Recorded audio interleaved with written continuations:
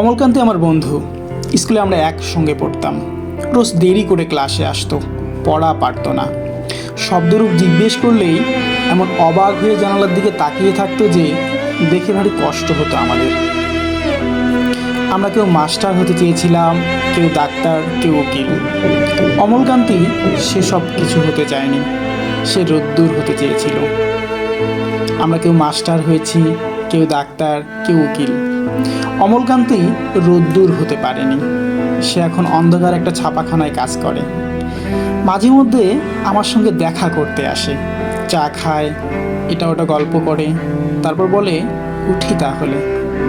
আমি ওকে দরজা পর্যন্ত এগিয়ে দিয়ে আসি।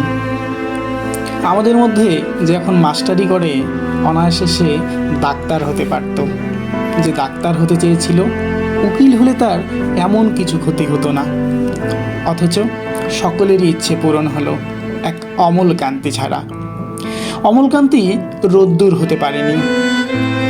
সেই অমলকান্তি রোদ্দুরের কথা ভাবতে ভাবতে ভাবতে ভাবতে সে একদিন রোদ্দুর হতে চেয়েছিল।